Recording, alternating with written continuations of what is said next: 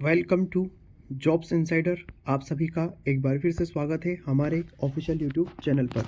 दोस्तों, आज के इस वीडियो में हम MPPSC मेंस 2023 के बारे में डिस्कशन करने वाले हैं। दोस्तों, कुछ ही समय पश्चात यानी कि 3-4 दिन बाद यहाँ पर MPPSC का मेंस स्टार्ट होने वाला है, लेकिन उसके पहले हाईकोर्ट का एक निर्णय आया जिसके वजह से मेंस यहाँ पर संकट में दिखाई दे रहा है।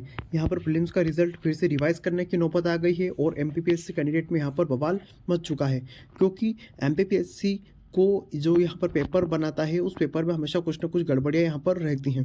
उसी प्रश्नों को लेकर यहाँ पर हाईकोर्ट में चैलेंज किया गया था और उन्हीं में से यहाँ पर 40 और कैंडिडेट को यहाँ पर MPPSC की मुख्य परीक्षा में शामिल होने का हाईकोर्ट ने निर्णय दे दिया।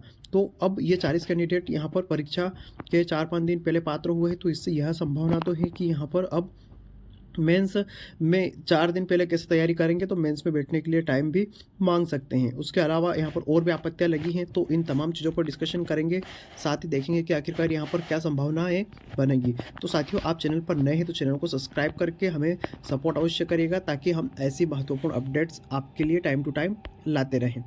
देखिए दोस्तों, 10 सूत्र के हवाले से यहाँ पर खबर है और इसमें इन्होंने कहा है MPPSC राज्य सेवा परीक्षा मेंस 2023 में 40 और उम्मीदवारों को मिली मेंस में बैठने की पात्रता। जबलपुर हाईकोर्ट में और भी याचिकाएं दायर।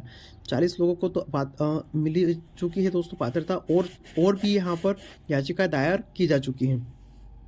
प्री के रिजल्ट पर खतरा मंडरा रहा है 2023 का। हाईकोर्ट जबलपुर में इसके 3 सवालों पर कमेटी की रिपोर्ट मुश्किल में आने, एक याचिकाकर्ता को मेंस के फॉर्म भराने के लिए पात्र घोषित करने के बाद आज 40 और याचिकाकर्ता उम्मीदवारों को घोषित कर दिया। तो यानी कि अब 41 अलग से कैंडिडेट को यहाँ पर कर दिया और कमेटी की रिपोर्ट भी आना बाकी है। तो इन तमाम चीज़ों की वजह से मेंस यहाँ पर उलझा हुआ है। उसके बाद इन्होंने कहा है राज्य सेवा परीक्षा 2023 के प्री के रिजल्ट का खतरा मंडरा रहा है। हाईकोर्ट इन तीनों सवाल पर विशेषज्ञ कमेटी की मुश्किल में आने और यहाँ पर बात की। जस्टिस संजय द्विवेदी की हाईकोर्ट में यहाँ पर पुराने आदेश के आधार पर इस संबंध में अंतरिम राहत दी गई।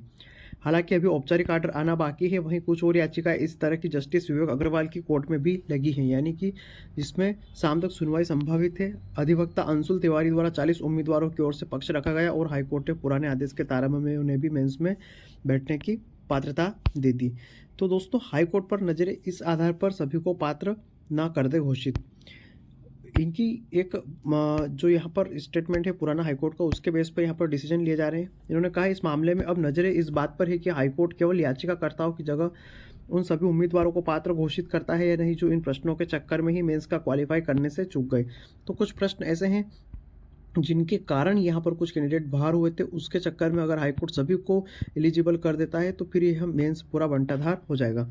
जस्टिस द्विवेदी की लगी कोर्ट में 40 याचिकाएं पर औपचारिक फैसला जारी होना, तो वह इस मामले में पहले 2 बार सुनवाई कर आयोग की कार्यशैली पर सवाल खड़े कर चुके हैं।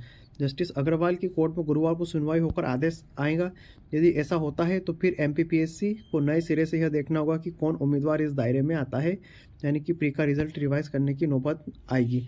तो दोस्तों, इन तमाम चीज़ों पर यहाँ पर गड़बड़ चल रही है मध्य प्रदेश में। आयोग न जाने किस तरह से एग्ज़ाम कराता है, क्या होता है क्या नहीं होता है, यहाँ पर कुछ पता नहीं रहता है। 5-5, 7-7 प्रश्न गलत बनाए जाते हैं या मल्टीपल ऑप्शन होते हैं। तो इन तमाम चीज़ों को लेकर यहाँ पर आपत्तियाँ लगी रहती हैं। हालांकि यहाँ पर अभी आयोग की तरफ से कोई भी ऑफिशियल नोटिस या कोई बयान नहीं आया है। इस कारण यहाँ पर जो भी लोग मुख्य परीक्षा की तैयारी कर रहे हैं वो टाइम से तैयारी करते रहें। आपका मेंस तय समय पर होगा जब तक कि आयोग यहाँ पर कुछ निर्णय न दे दे। उसके पश्चात यहाँ पर ये जो चीज़ें चल रही हैं उनकी में भी संभावना है। अब अगर नए पात्र कैंडिडेट को शामिल करता है तो हो सकता है इनको री मेंस का ऑप्शन दे दिया जाए, 2019 की तरह इनके लिए अलग से मेंस आयोजित की जाए।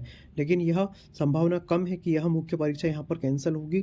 नई मुख्य परीक्षा के लिए आपको एडिशनल मेंस ले सकते हैं। इसका ताज़ा एग्जाम्पल यहाँ पर 2019 वाली एग्ज़ाम का है। तो दोस्तों, इन तमाम चीज़ों पर अपडेट यहाँ पर मिलता रहेगा, आपको नज़र बनाए रखिए। मिलते हैं किसी नए वीडियो में नई खबर के साथ। तब तक के लिए धन्यवाद, नमस्कार।